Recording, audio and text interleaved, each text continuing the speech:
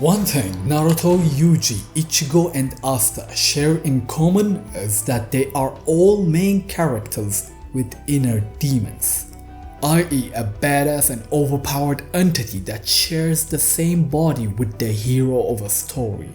But among these four beings, one exists within a realm of his own, and that is Sukuna, the king of curses. And I'm going to tell you how he is fundamentally built different. But first I'ma need you to cast your mind back a bit.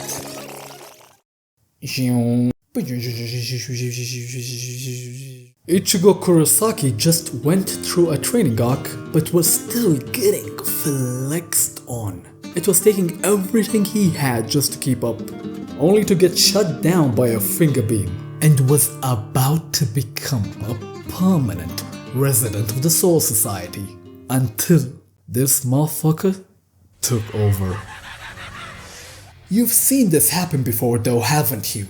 The protagonist faces off against an enemy that is out of his level. He gets his ass handed to him and is about to bite the dust, only for him to get possessed by an unknown force and make a last-minute comeback, usually accompanied with a rage moment and a reverse beatdown of the enemy. This is the result of the entity giving a bit of its power to the hero when he is about to die, so it doesn't perish with him. Think of it as paying rent, except with magical energy. But over the course of the show, as the hero learns to control the power, the transactional relationship the two had changes into feelings of camaraderie, and a partnership between equals is formed. Yuji asked for Sukuna's help twice. The first time, Sukuna told him that he will kill Megumi and then casually go play with Nobara after. Not the most enticing proposition now, is it? But the second time was diabolical. Yuji's friend Junpei had been transformed into a hideous creature and was about to lose his life at any moment due to the process. Yuji was so desperate at the time he begged Sukuna to heal him and offered his own body and soul in exchange. Unfortunately though, Junpei was beyond help. There was nothing that could be done for him. But instead of simply sharing this information, the King of Curses chose to refuse the offer and then laugh his ass off with the main villain at how pathetic Yuji was while Junpei was dying miserably.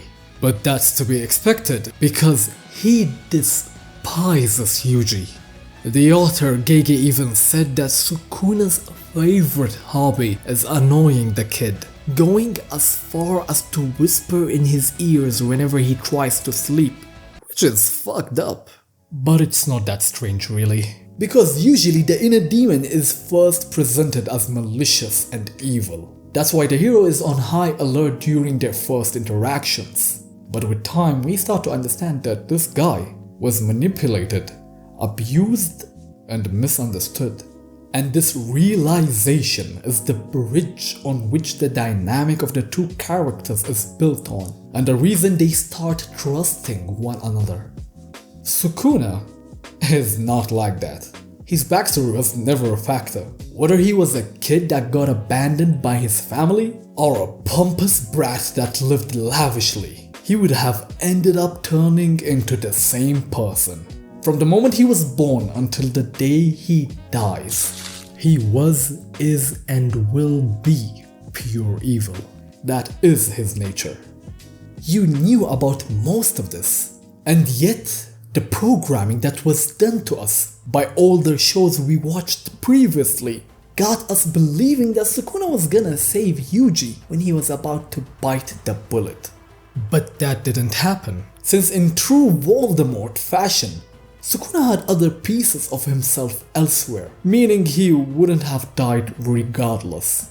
It's the fact that he would rather let a part of himself be lost forever, gone, instead of helping someone else. That's what shocked me. But he might still walk the road of redemption. I mean, at any time he could see the error of his ways and start a new page. It's not like he's done anything unforgivable up to now.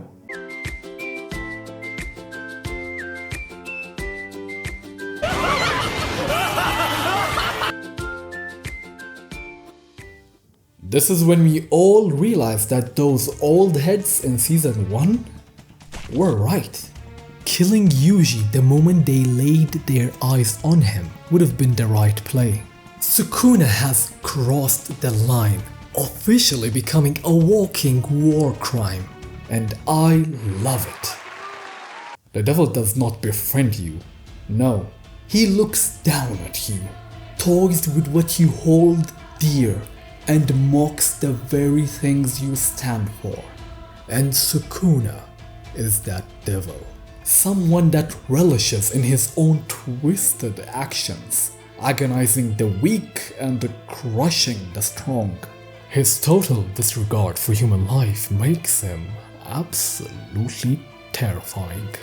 Even though his screen time is laughable compared to someone like Kurama, Gege using him sparingly allows the times where he does show up to have higher consequences attached to them, with each being a turning point for the entire story. The goosebump inducing presence he has, the way he carries himself, and his unique overall role in the show are the reason why he's different from everyone else. 天上天下唯我独尊。己の快不快のみが生きる指針。お前が死のうとどうでもいい。心底どうでもいい。And until next time, stay safe.